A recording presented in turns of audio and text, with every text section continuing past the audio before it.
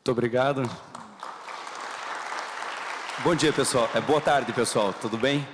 Bom, primeiro eu tenho o grande privilégio de abraçar nosso querido homenageado nessa tarde e agradecer a oportunidade, né? Não só a nossa querida presidente Adriana, que fez um trabalho incansável, reconhecer esse trabalho, e a toda a diretoria a oportunidade de homenagear esse grande amigo, mestre e figura humana extraordinária, o Richard Gere, do Direito Administrativo.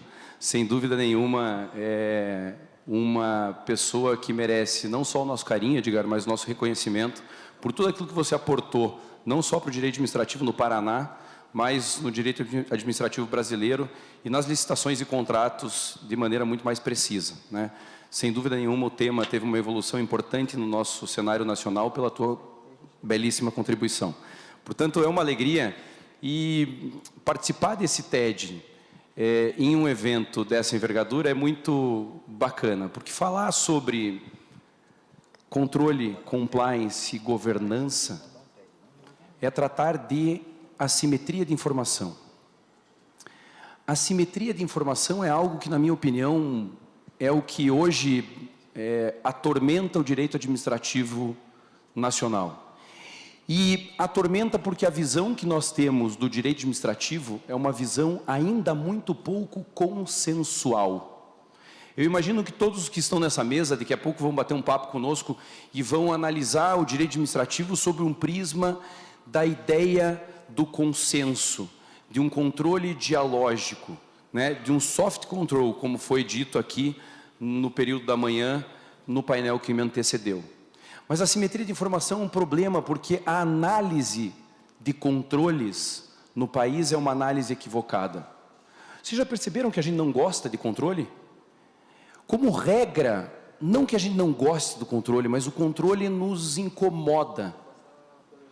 Eu, recentemente, estava indo para o escritório, parei no sinaleiro e tinha uma moça no carro ao lado cantando, feliz e alegre, e aquilo me acometeu, aquela felicidade me deixou feliz também, e eu olhando ela, falando, nossa, que legal, que bacana você sair com essa energia de manhã e tal, e eu olhei, quando ela olhou para mim, eu fiz assim, quando eu fiz assim, ela parou,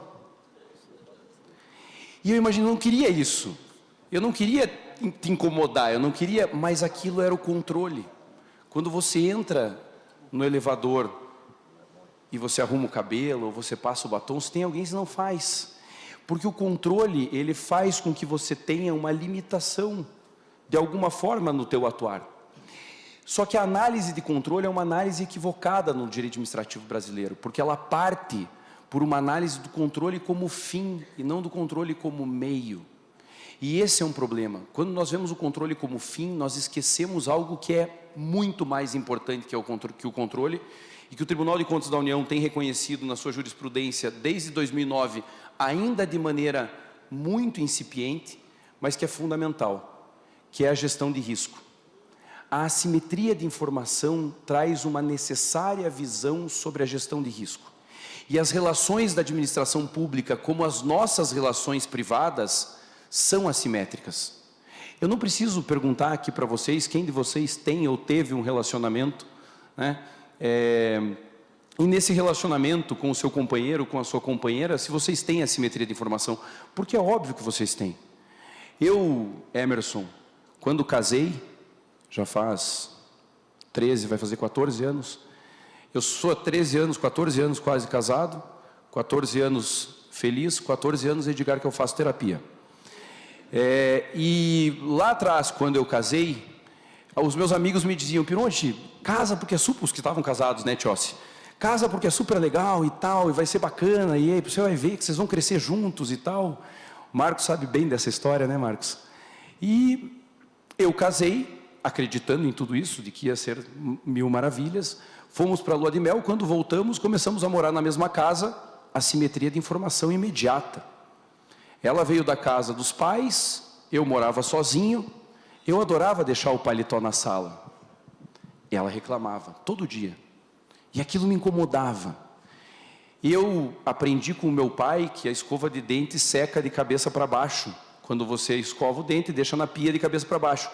E a minha esposa tinha comprado porta-escova, porta-cotonete, porta-algodão, porta-sabonete, porta, todos combinando. E eu deixava a escova e aquilo irritava. E a gente discutia. Depois de 2 anos daquela relação assimétrica, eu chego no meu terapeuta. O Marcos quase foi meu terapeuta nessa época também, né, Marcos?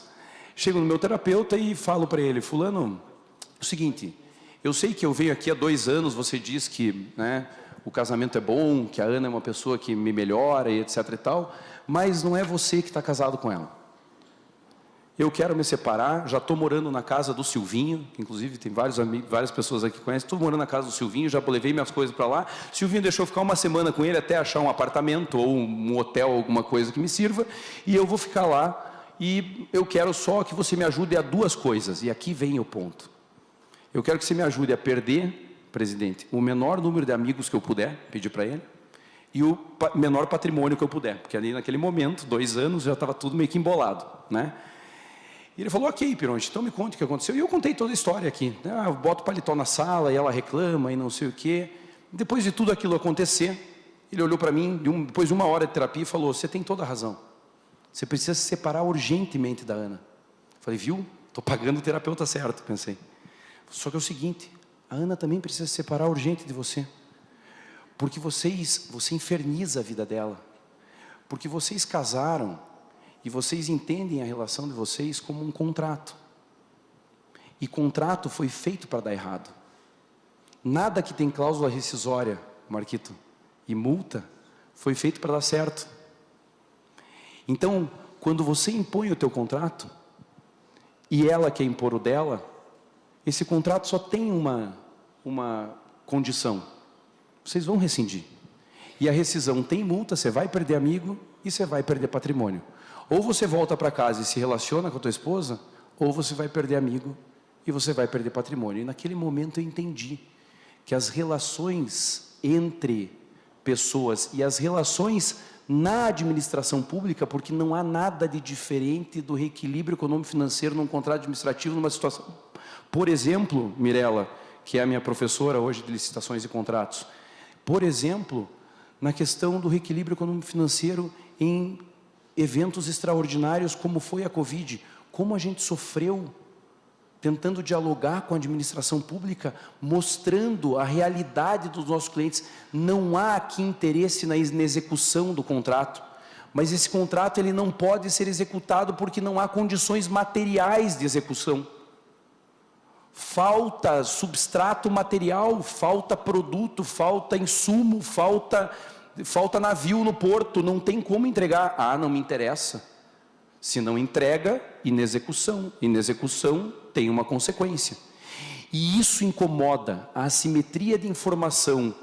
Quando dentro de um Estado, Emerson, já trazendo para você alguns temas de debate, extremamente burocratizante, que não se preocupa com o diálogo e com o consenso, prejudica o relacionamento entre as partes. Então, falar de compliance, de controle, de governança, dentro de uma estrutura de administração pública em 2023, onde nós temos, eu, anteontem, estava discutindo com a Mirela às 11h30 da noite, ou seja, conversando, dialogando com a Mirela às 11h30 da noite, sobre controle de inteligência artificial. Como é que você controla a inteligência artificial? Eu escrevi um artigo recentemente, né, sobre o compliance by design. Ou essas inteligências já saem com o compliance by design, com a proteção de dados by design desde o início, ou depois de lançada o machine learning, e talvez isso não seja possível, Marcos, você que está estudando esse tema, né, bastante, mas você não tem mais controle. Porque a tecnologia, e aí as leis de Asimov, já não, que são as leis da robótica, já não adiantam mais. Vocês viram o filme Eu, Robô? No filme Eu, Robô, você vê que a lei da robótica não funciona. Porque se o robô começa a sentir, e a gente já está vendo isso, né? Na última Assembleia da ONU nós vimos a manifestação da robô em relação ao fato de que ela conseguiria ser superior aos seres humanos em relação a várias decisões. Esse é um problema. A evolução da sociedade faz com que o direito administrativo tenha que acompanhar isso, dentro da ideia de governança, dentro da ideia de controle, dentro da ideia de compliance. Então, falar de controle é falar de gerenciamento de risco. Porque aqui entra outro ponto importante. Nós, seres humanos, gostamos de algo que você não sabe, mas se você pensar, você vai ver que no fundo, é exatamente o que você gosta. Você gosta de previsibilidade. Todos nós gostamos de previsibilidade. E a previsibilidade parte da gestão de risco. Tesseroli, quando você hoje acordou e correu teus 5 quilômetros, tomou teu café da manhã com ovos, frutas, pouco leite e pouco pão, você estava fazendo um exercício de gerenciamento de risco. Porque você tem ali um interesse de que o teu dia te permita ter uma previsibilidade tal que você não tenha ali um problema de saúde, um infarto e etc e tal, porque você não está cuidando do teu coração. E você está cuidando do teu coração. Porque o ser humano gosta de previsibilidade. É por isso que a gente tem, e eu pergunto para vocês, quem tem carro? Quem tem carro tem seguro de carro, na maioria das vezes. Quem tem casa tem seguro de casa. Quem não tem plano de saúde aqui? E por que a gente tem isso? Para não usar. Porque a gente gosta de previsibilidade. Mas a gente é assim na nossa vida privada. E a gente não é coerente com o nosso negócio. A gente não é coerente com a administração pública. A gente tem todas essas regras de previsibilidade na nossa estrutura privada, na nossa vida. Mas a gente não tem compliance na administração pública. O compliance é o seguro de integridade do administrador. Porque compliance não é balela. A gente vê as pessoas falando sobre compliance, achando que compliance é um simples código de conduta. Compliance tem metodologia, tem técnica, tem ISO por detrás. Né, Mariana? A ISO 37301 hoje é certificável, ISO de gestão de compliance. Existe norma técnica, existem legislações que cobram a implementação de compliance. Hoje, Edgar, nós temos o mapa do Brasil pintado em legislações que obrigam programas de integridade àqueles que eventualmente sagrem-se vencedores em licitações públicas, em vários estados. É assim no Distrito Federal, é assim no Rio de Janeiro, é assim no Rio Grande do Sul, é assim no Amazonas. E nesses estados, você tem a obrigatoriedade de trazer esta regra de conduta para o teu dia a dia na execução de um contrato administrativo. Mas você não pode inventar o compliance. Boa parte dessas legislações hoje já trazem uma métrica, Emerson, daquilo que é ou não é eficiente em relação à estruturação de programas de integridade. Então a gente não está inventando a roda, mas voltando um pouco, isso tudo tem relação direta com assimetria de informação, com previsibilidade e com coerência. Pensem bem, você não consegue exercer controle daquilo que você não conhece. É por isso que a gestão de risco é tão importante.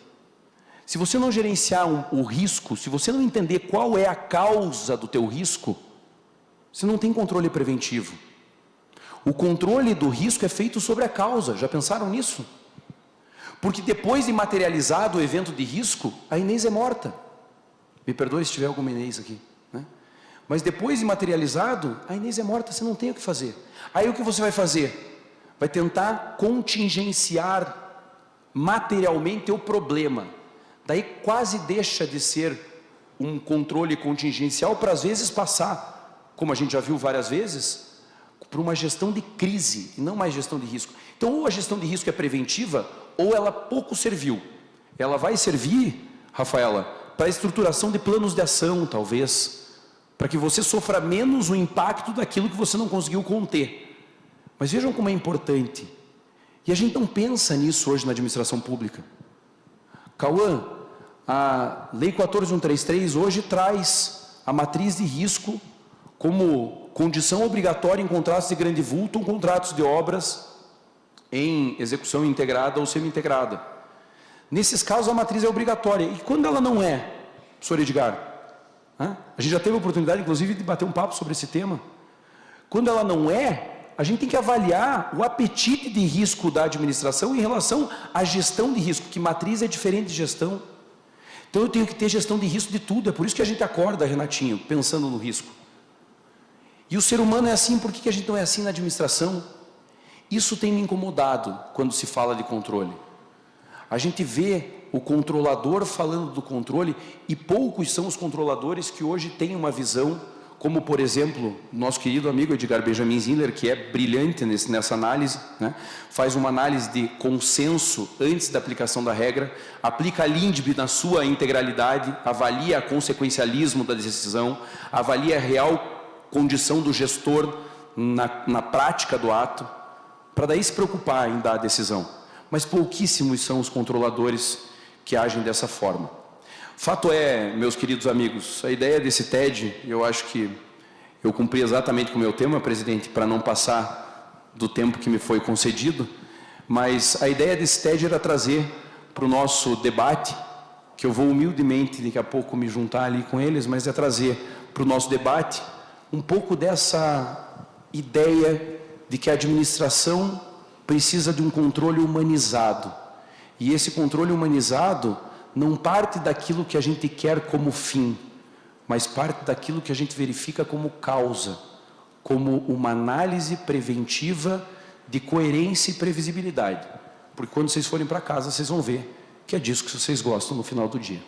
Obrigado.